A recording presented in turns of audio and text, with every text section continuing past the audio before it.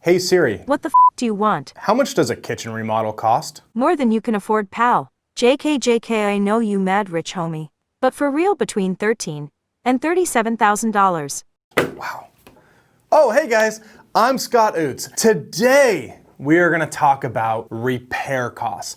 How do you walk through a house and calculate how much you should estimate for repairs? Stay tuned.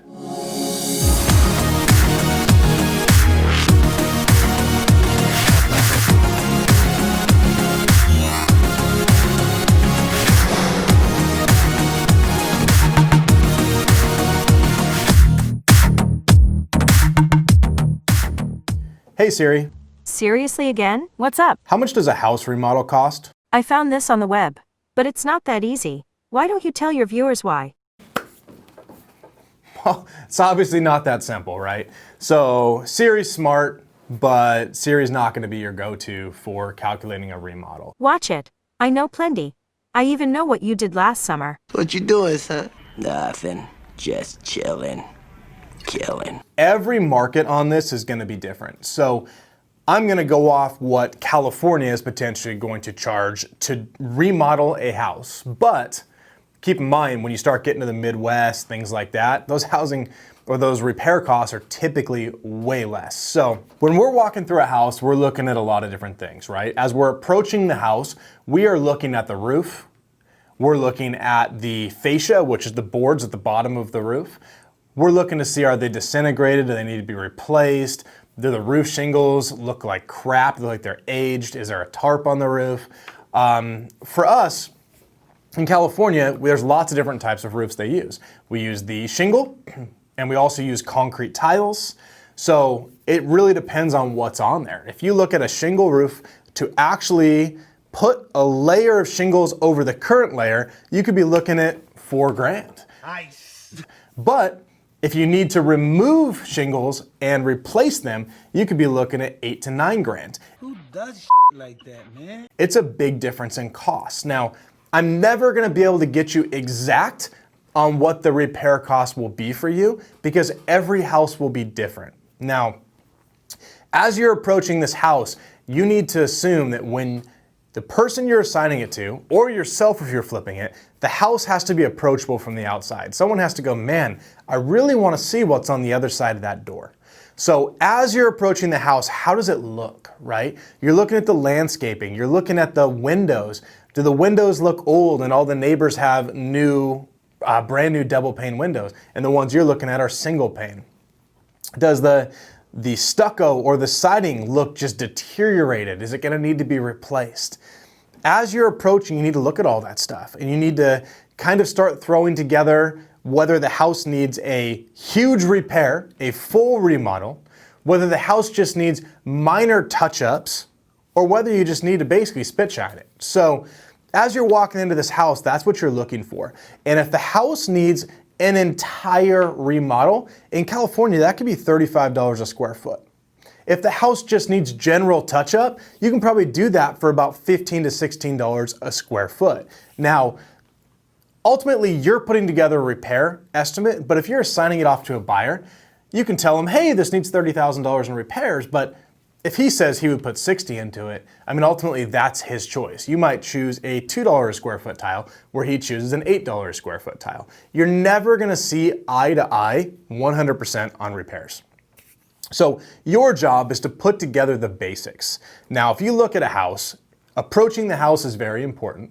The kitchen is very important. The bathrooms are very important. These are things you really need to make sure you're paying attention to, and these are the things that need to look the best. All right, as you're talking to sellers on the phone and you're assuming what repairs need to be done, typically they're gonna say, I've remodeled the kitchen. Well, you assume they replaced the countertops, put in a new cabinets, they put in new appliances, when in most cases, they threw granite on top of their old cabinets, right? That's a kitchen remodel to most people. Now, for our investors in most cases, they're gonna wanna go through and put in those nice like white shaker cabinets or gray cabinets with a quartz or granite countertop to really make the kitchen look good. They're gonna wanna put in stainless steel appliances.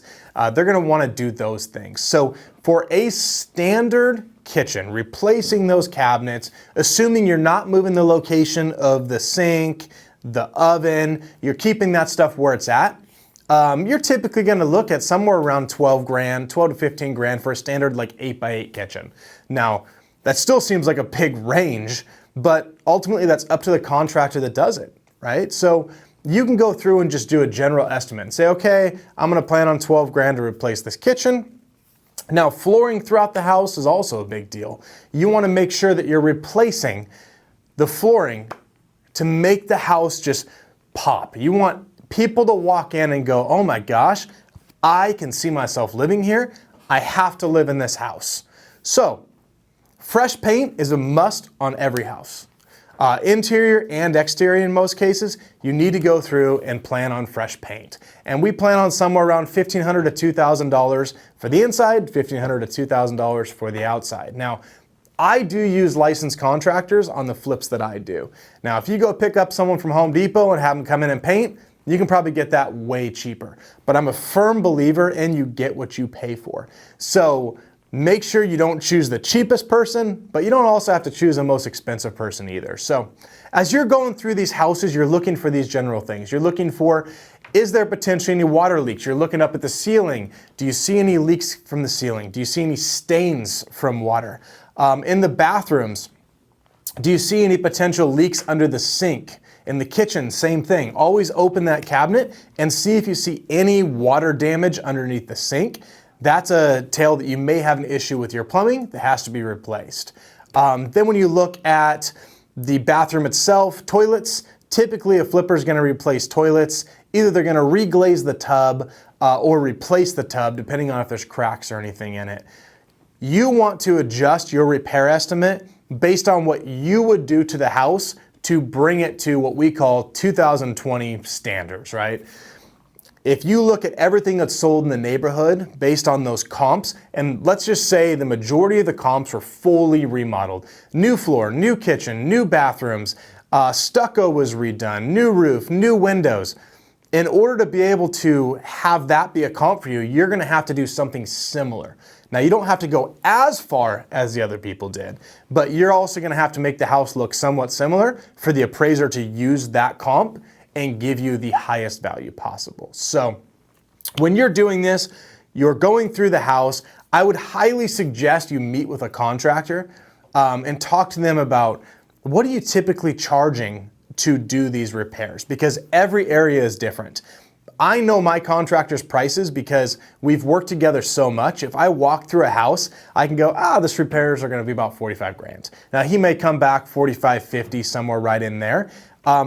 We see eye to eye on repairs and what needs to be done. Now, if you're not experienced in it, you're gonna have to probably meet with a contractor. You're gonna have to walk a house with a contractor and kind of go through and say, what would you charge to replace a kitchen, standard shaker cabinets, granite countertop, undermount sink, leaving the layout how it is, and get an idea of what those costs are, and you're gonna be building a repair sheet. So based on a standard 1,500 square foot house, a kitchen remodel is X, paint is X, the bathroom is X, and then if the house is 3,000 square feet, you know you're gonna have to increase that quote. But we found the majority of the houses that come into us are around 1,600 square feet. So we put our repair estimate around that standard price range. Now, I've done a remodel that was $100,000. And that was a 1,200 square foot house. But the house needed a ton of work. So we had to replace subfloor, we had to replace windows, electric had to be replaced, plumbing had to be replaced. There's always things that you need to look for in a house. Some of the biggest things, when my team goes out, they must take a picture of the electric box. So they must open the panel, take a picture of the box. We're looking to see, are they nice new switches? They must take a picture of some of the plugs in the house. We want to make sure they're grounded, which means there's 3 holes versus 2. We want to make sure that the sinks aren't leaking underneath. So they'll take pictures underneath the sinks. They're taking a video walkthrough of the house, getting the ceilings, getting the floor. So they're kind of just moving all over within the house. So we have a full-on picture of what they're looking at. Basically, I should be able to look at my team's pictures and videos and feel like I am in the house. and I should be able to have all of my questions answered on what a repair estimate should be. So walk a house with a contractor. Even if the contractor says, hey, I know you're not using me, give me $200 and I'll walk it with you, just do it, right? Because that's gonna help you get to the point where you're accurate on repair estimates. But when we're looking at a wholesale deal, so if we lock it up with a seller and we're assigning that contract to our buyer, a lot of times we are not putting a repair estimate on there because it's open for interpretation. If someone comes back to us and says, hey, how much are you thinking repairs are on this? We'll say, oh, I think it's about $30,000. But the reason we're not putting it out there is because you will never see eye to eye with another investor on exactly what the repairs will be. It all depends on finishes. Back when I started out, I was flipping houses. So we'd go through and do the full remodel on them. We'd go to the store to go look at tile and flooring. And I'd be like, all right, if we stay around $2 a square foot for tile, that's pretty good. Well, my wife would look at it and say, oh, I really like this one. It's $6.50, $7 a square foot. Now, it doesn't seem like that much of a difference, but then when you times that by 1,000 square feet, it makes a pretty big difference in cost. So as we were flipping, we really had to look at it and make sure that our numbers were aligned. We got the nicest remodel we could for the best price that we could. So I can't give you that exact number, but for me, a large remodel is going to be about $35 a square foot. And then you're going to be around $15 a square foot for that. Just general paint, carpet. Your area, you are going to have to talk to a contractor. So I hope this video helped you guys get to that next level. However, because every area is different, there is no exact answer for you. So you are going to have to do some research on your own to find out what things are costing in your area. Now, the one caveat right now is because lumber costs do change very often, right? So right now, because of COVID, lumber costs have increased.